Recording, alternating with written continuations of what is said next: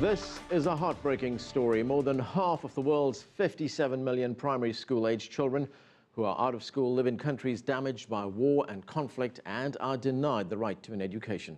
In countries such as Syria, Pakistan and the Democratic Republic of Congo, tens of thousands of schools have been attacked or are occupied by armed forces. Conflicts, fighting and displacement heighten the risk that children caught up in these crises will never go to school or will drop out. Alice Albright is the CEO of Global Partnership for Education, an organization dedicated to providing good quality education to children, prioritizing the poorest and most vulnerable. And she joins us here in the studio in Washington. Alice, thanks for joining us. Thank you so much for having me. There are something like 28.5 million children in conflict zones who are currently being denied education. Just look at Syria. 1 million children have fled the fighting. 4,000 schools closed in that country. Are we looking yet again at another lost generation? We absolutely are. And the problem that we have there is that, of course, there's the conflict. But, of course, what we see is with education in these conflict states is that as much as it's important to pay attention to some other humanitarian issues, education suffers every much as everything else. So, yes, it's a critical issue. And we're very worried about what's happening in Syria. Some of the surrounding countries have been very generous in offering their own schooling systems, but that's not necessarily a sustainable solution. Now, let's look at your organization, the Global Partnership for Education. You've been working in these affected countries. What have you seen when it comes to things like literacy rates, gender disparities, with children being denied education? Well, literacy and gender issues are problems within education writ large, so we see those globally. They are worse in countries of conflict. So we see the literacy rates drop off very quickly, and marginalized parts of those countries, and girls are very much part of that, are denied the right to go to school. So the challenges that we see elsewhere are prevalent in an even stronger way in those countries. Yeah, are we seeing schools being targeted in places like Syria and Mali? Well, we have. We've seen, with the recent events in Nigeria, we saw with Malala in Pakistan that girls going to school are targeted. We also see that militias take over schools. So families don't send their children to school, obviously. Teachers flee, and schools actually become part of what's being used to wage the battles. Right, you mentioned Nigeria. We have a group there which is called Boko Haram. It's an insurgency which is operating in something like 5 states in that country, in the northern part of the country. And Boko Haram actually literally translates into Western education is forbidden. Girls have been a target of this group. We just heard just 2 weeks ago, dozens of girls, in fact over 100 girls, were kidnapped. Some of them are still being held by this group. I mean, it is, some of the worst atrocities being committed against girls are being committed by groups like this. And I was wondering, how does one overcome this kind of extremism in a place like Nigeria? Well, you need to continue to have strong advocacy locally and work with the governments and many governments that we work with understand the importance of education. Education is not a one-off thing. Education is an investment in a society's future. And, children who are educated grow up to be people who educate their own children, take care of their children, send their own children to school, get better jobs, etc. So it starts with a huge advocacy effort locally to galvanize the political will to get the government to pay attention to educating their kids year in, year out. And many of our government partners understand that. So we're actually very encouraged by the progress in many countries. But Nigeria is a challenge, and we need to work very closely with that government to continue to have them and the states prioritize education. And then, of course, the other problem you have that in some countries you have cultural/religious values that mitigate against girls being educated. I mean, for instance, you have in Pakistan where children, girls, are not just targeted by radical groups. In many instances, there is opposition to education from their parents, especially their fathers.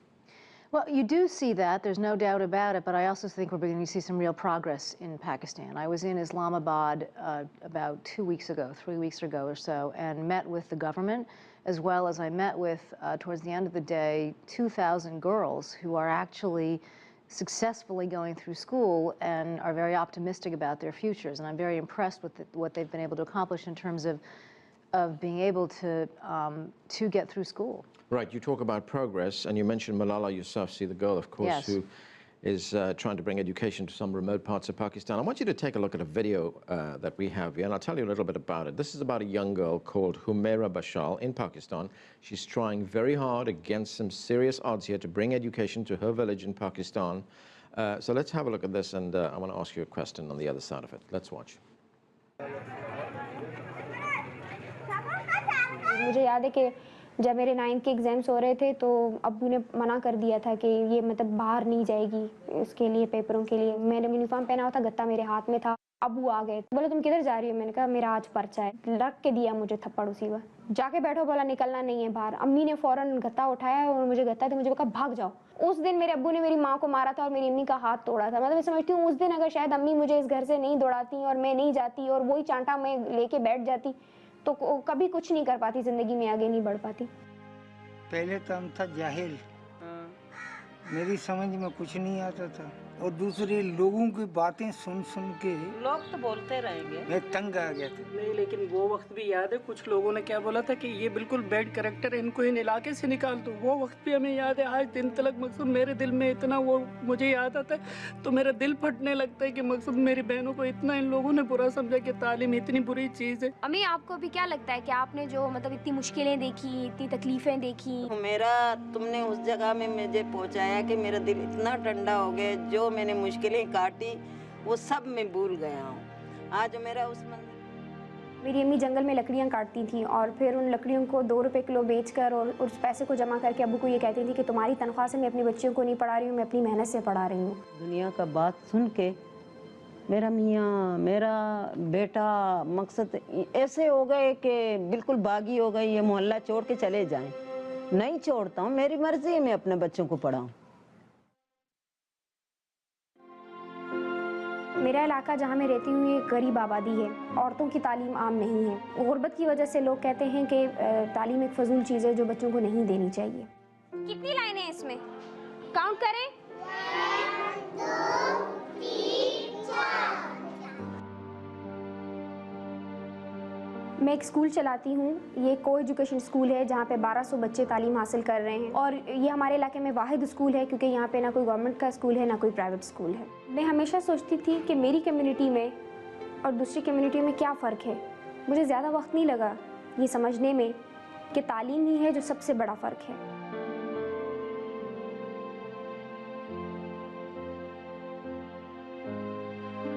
औरतों को अपनी ज़िंदगी के फैसले करने का कोई हक हासिल नहीं और मेरी जंग इसी सोच को तब्दील करने के लिए है। So there we have a young girl there who's taking on some pretty entrenched beliefs and customs in that small village where she lives. She gets into trouble with her father, who doesn't want her to go to school. Her mother wants her to go to school, and then there's a fight between the father and the mother. The mother's hand is broken. But she finally does get to school, and she's now teaching other kids to go to school as well. In fact, she's formed a little team there that go around teaching girls to get an education. So I was wondering, you know, does that leave you a little bit optimistic that attitudes are changing, that perhaps parents, especially fathers, are open to the idea of their girls getting an education? Yes, I mean, first of all, there's no doubt that we have huge challenges here. So let's not, you know, put on rosy-colored glasses. But there are some things that give me optimism. First of all, let's look at the Malala situation. She's a remarkably brave young woman. So is Humaira. They have the will to stand up against the odds and really continue to fight for the right to education. And we need to do everything we can to applaud them. The world has risen up to really recognize the challenge and the plight of Malala. And in fact, she had 2 friends with her who were also shot, who I've also met. I've met all 3 of them. We need to do everything we can to support them. But I think that in what we did, the video we've just seen, you can see the power of education. It's hard for people in that village who didn't know about education, it's hard to blame them for not knowing what education is because they haven't been educated themselves. But then once, and this is where the role of civil society is so important, once they begin to see the value of education, sending their kids to school, that they will then count, they will read, I think that there's a lot that can be done to convince local villagers to become supportive. So I think that rather than getting overly frustrated about some of the cultural issues, the question is how do we begin to work with people to begin to break them down a little bit.